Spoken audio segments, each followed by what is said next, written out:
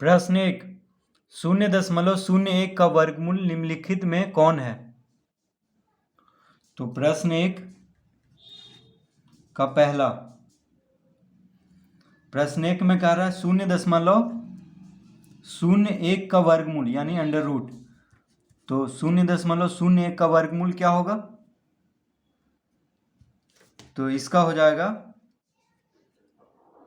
तो इसको हम इस तरह लिख सकते हैं। देखिए 1/100 का अंडर रूट, दशमलव के बाद 2 अंक है, दशमलव के बाद 2 अंक है, तो 1 पे 2 शून्य देंगे बटा में, तो 1/100 इसको लिख सकते हैं। 0.01 को 1/100 लिख सकते हैं। अब 1/100 को हम लिख सकते हैं 1/10 गुना 10 अंडर रूट, इस तरह इसको लिख सकते हैं। ठीक है, तो 1/10 गुना 10 अंडर रूट है। तो देखिए 1 का वर्गमूल 1 ही होता है और 10 गुना 10 में 1 10 बाहर हो जाएगा, तो 1/10 इसको लिख लेंगे और 1/10 हो जाएगा। अब 1 को 10 से भाग देंगे तो 0.1, 1 को 10 से भाग देंगे तो 0.1 यानी 0.1 इसका उत्तर होगा। ठीक है, तो आप डायरेक्ट भी 0.1 लिख सकते हैं इसका उत्तर में, यानी टिक लगाना है। हम बस ये समझाने के लिए इतना किए हैं।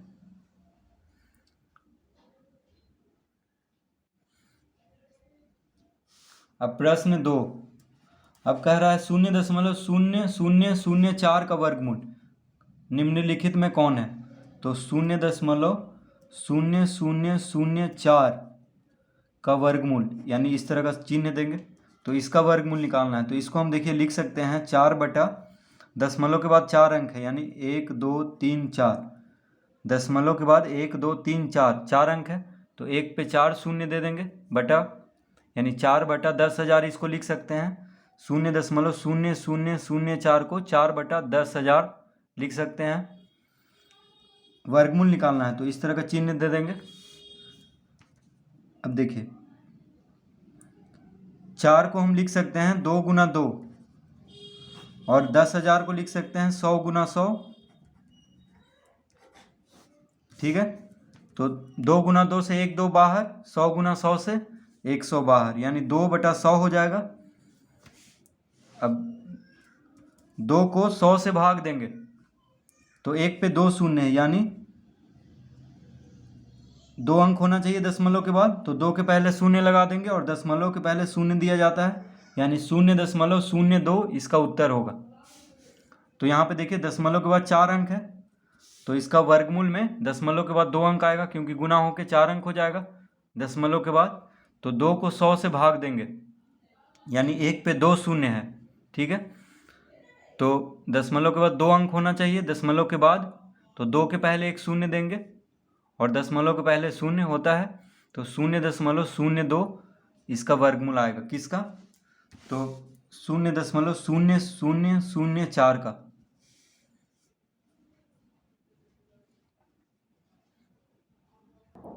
प्रश्न 3, तो प्रश्न 3 में कह रहा है रिक्त स्थानों को भरें। तो पहला है 0.0144 का वर्गमूल यानी अंडर रूट, इसका वर्गमूल निकालना है 0.0144। तो देखिए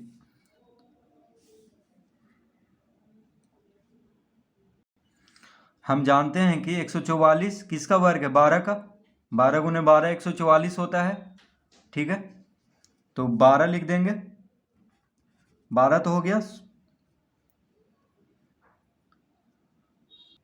तो 144 का वर्गमूल होगा 12, क्योंकि 144 12 का वर्ग है, यानी 12 गुना 12, 12 का वर्ग होता है 144, तो 12 लिख दिए। अब दशमलव है शून्य, अब दशमलव के बाद देखिए 1 2 3 4 अंक है, दशमलव के बाद 1 2 3 4 अंक है। ठीक है, तो इसका वर्गमूल में दशमलव के बाद 2 अंक होगा, तो और दशमलव के पहले शून्य देते हैं, तो इसका उत्तर होगा 0.12, यानी ये रिक्त स्थान में भर देंगे। प्रश्न 3 में रिक्त स्थान है तो इसका उत्तर होगा 0.12। ठीक है, इस तरह से हम इसका वर्गमूल ज्ञात करेंगे। अब दूसरा है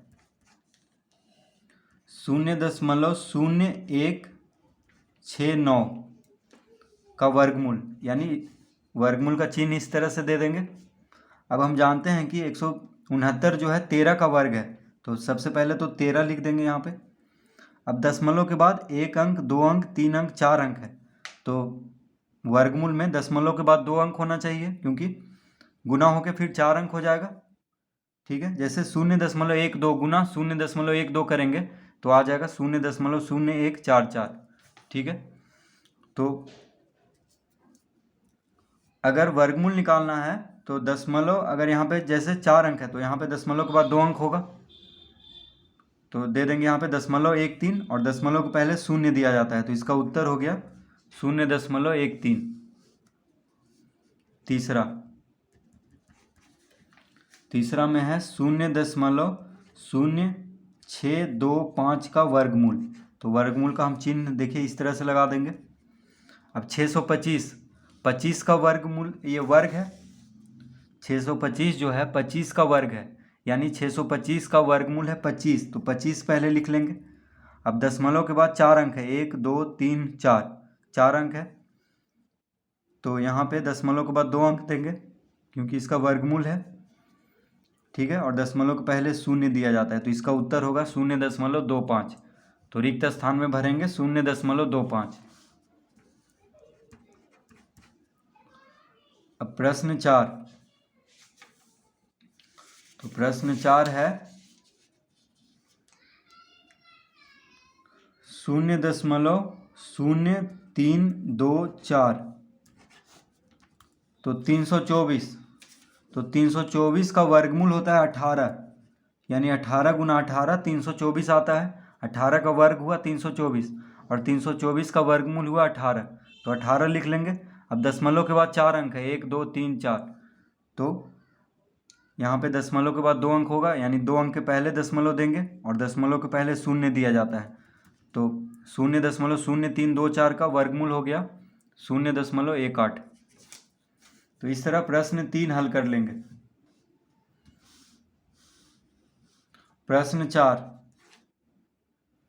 प्रश्न 4, निम्नलिखित में सत्य तथा असत्य कथन चुनें। तो पहला में दिया हुआ है 0.196 का वर्गमूल,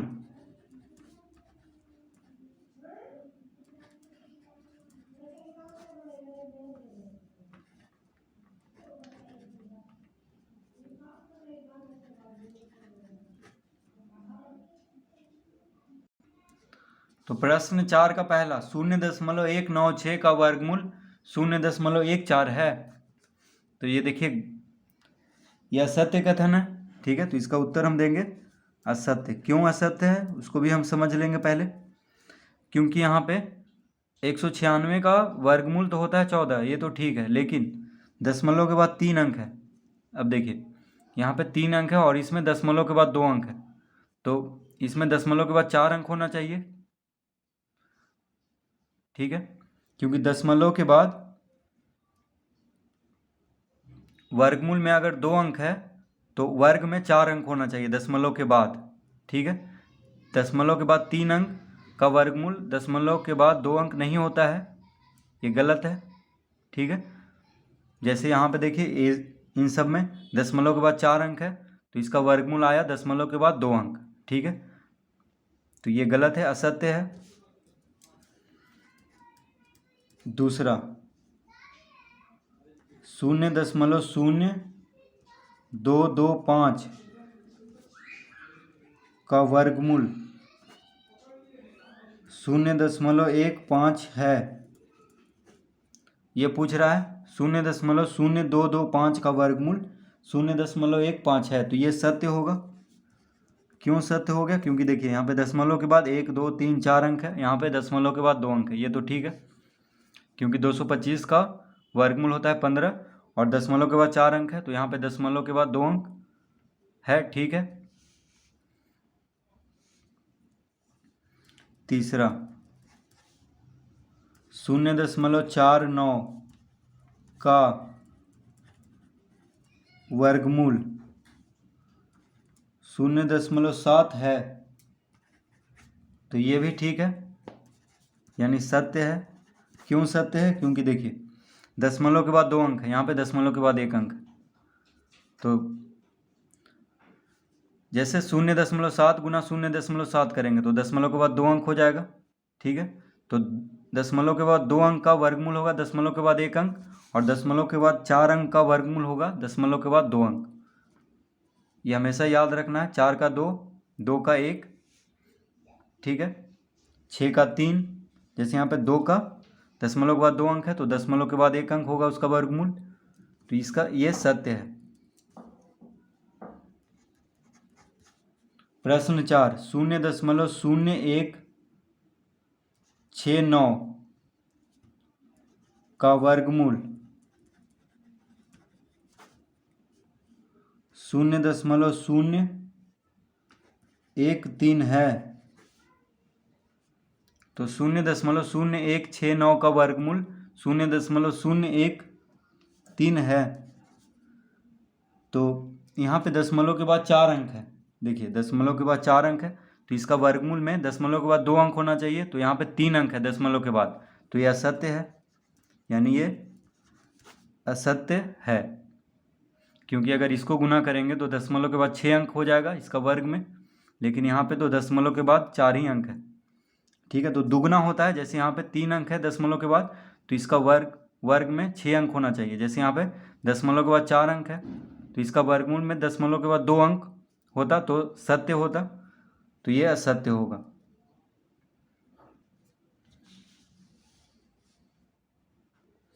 प्रश्न 5, निम्नांकित का वर्गमूल ज्ञात करें।